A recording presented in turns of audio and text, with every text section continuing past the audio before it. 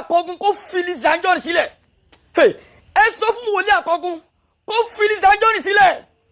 ó rò wípé òun máa jẹ lọ lára Lizzy Anjorin bó ṣe jẹ lọ lára Pasuma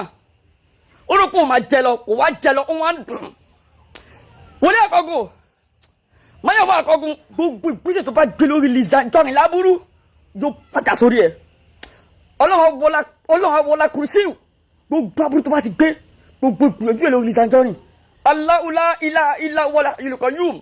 la ta'khudhuhu sinatun wala nawm lahu ma fis samawati wa ma fil ard man dhal ladhi yashfa'u 'indahu illa bi'iznihi ya'lamu ma bayna aydihim wa ma khalfahum wa la yuhituna bi shay'in min ilmihi illa bima sha'a wasa kursiyyuhu samawati wal ardi wa la ya'uduhu hifdhuhuma wa huwal 'aliyyul 'azim gbogbo ìgbésẹ̀ aburú tó ti gbé lórí Lizzy Anjorin mo fi kùrìsíù mo fi bá gbogbo ẹ̀jẹ̀ mo fi dá gbogbo ẹ̀rú gbogbo ṣe padà kó padà sórí ẹ̀ mo fi súrà tó nọ́ọ̀sì kúlọ̀ áwùsù rọ́bì nọ́ọ̀sì mọ́líkì nọ́ọ̀sì ìláhì nọ́ọ̀sì mìsáàbì rọ́ọ̀sì rọ́ọ̀sì lọ́ọ̀sì nọ́ọ̀sì alẹ́sì yọ́ọ̀sì fi sùdù ìnàlìkì nẹ́tì wà nọ́ọ̀sì kúlọ̀ áwùsù bọ́bì falak mìsáàrì mahalak wà mìsáàrì gásìkì ní zawakọ̀ wà mìsáàrì nafasati fil ukod wà mìsáàrì asidi ìdá asad gbogbo àbúrò tó bá wò ó tó àgbé lórí Lizzy Anjorin gbogbo ẹ̀ pátá yóò padà sórí ẹ̀ yóò padà sáwùrọ̀ àwọn ẹbí ẹ̀ yóò padà sáwọn àwọn ọmọdé ọmọ ẹ̀ wọlé àkọ́kọ́ filiti sílẹ̀ torí pé kò jẹ́ lọ bó ti jẹ́ lọ bíi ti Pasuma òun ló wá dùn ẹ̀ fi sílẹ̀ ìkìlọ̀ wo ní ju báyìí lọ má gbàgbé ìwọ ọkùnrin tó kù ẹ̀ bá kéré kàn sí Yahya Gambari o ìwọ ọkùnrin tó wà bí 30 years 40 years tó kù ẹ̀ kéré gan tó kù ẹ̀ dàbí okó ọmọdún márùn ọbí okó ọmọdún mẹ́fà débi pé àwọn obìnrin rí okó ẹ̀ wọ́n sá ìwọ gan fúnni ojú máa ń tẹ̀ láti yọ okó ẹ̀ láyé àwọn ọ̀rẹ́ ẹ̀ pé ó fẹ́ tọ̀ ọmọ ìyá mi àgbéwà tó confam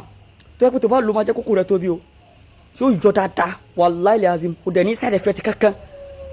torí pé 100% natural herb ni academic mix ẹ̀ mo jogún bá àgbọn lé mo ṣe ni o mo pé kò àjogún bá confam ni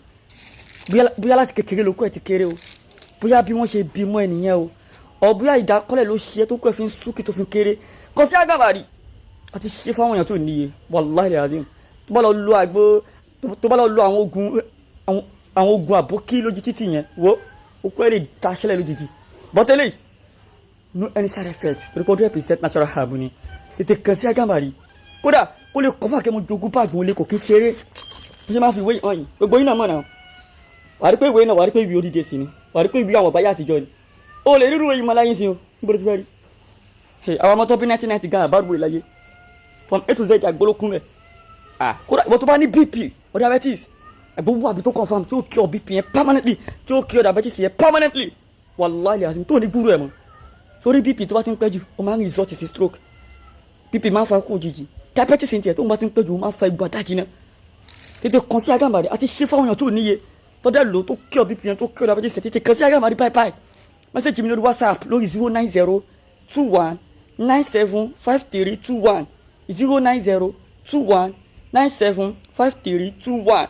09021975321 tó bá fẹ́ lè ti gẹ́tì mi orí WhatsApp wá ti gẹ́tì mi.